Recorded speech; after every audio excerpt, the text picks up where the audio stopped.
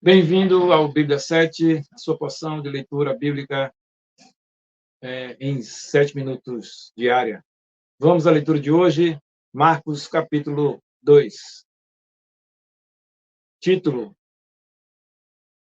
O paralítico de Cafarnaum. Verso 1. Alguns dias depois, Jesus entrou outra vez em Cafarnaum e souberam que ele estava em casa. Muitas pessoas reuniram-se ali, a ponto de não haver lugar, nem mesmo diante da porta, e ele lhes anunciava a palavra. Então chegaram alguns homens, trazendo-lhe um paralítico, carregado por 4 deles. Impedidos de aproximar-se dele por causa da multidão, removeram parte da cobertura da casa, abrindo passagem pelo teto, acima do lugar em que Jesus estava. Então baixaram a maca em que o paralítico estava deitado.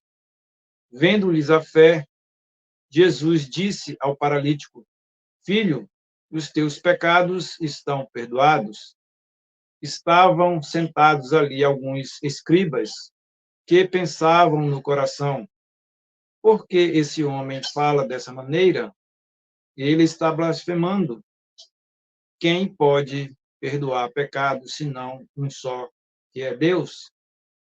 Mas Jesus logo percebeu em seu espírito que eles pensavam assim no íntimo e perguntou-lhes: por que pensais desse modo no coração?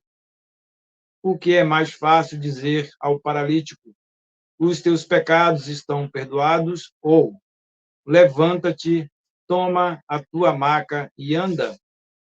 Versos 10.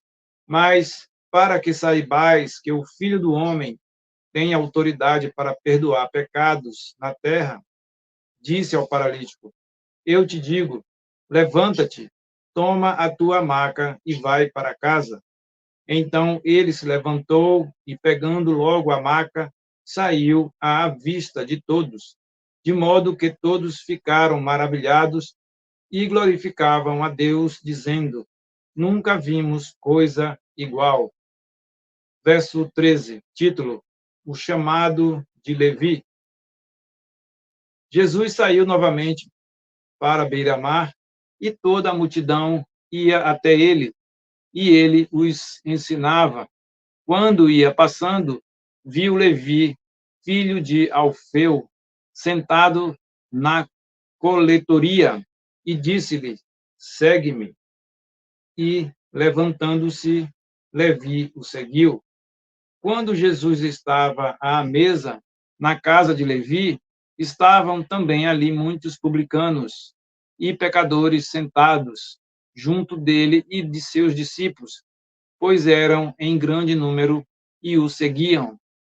Os escribas do partido dos fariseus, vendo que ele comia com publicanos e pecadores, perguntavam aos discípulos: por que ele come com publicanos e pecadores? Jesus, porém, ouvindo isso, disse-lhes: os sãos não precisam de médico, mas sim os doentes. Eu não vim chamar justos, mas pecadores. Verso 18, título: a questão do jejum. Os discípulos de João e os fariseus estavam jejuando e foram perguntar-lhe: por que os discípulos de João e o dos fariseus jejuam, mas os teus discípulos não? Jesus lhes respondeu: acaso os convidados para o casamento podem jejuar enquanto o noivo está com eles? Enquanto o noivo está com eles, não podem jejuar. Mas chegarão os dias em que o noivo lhes será tirado. Naqueles dias jejuarão.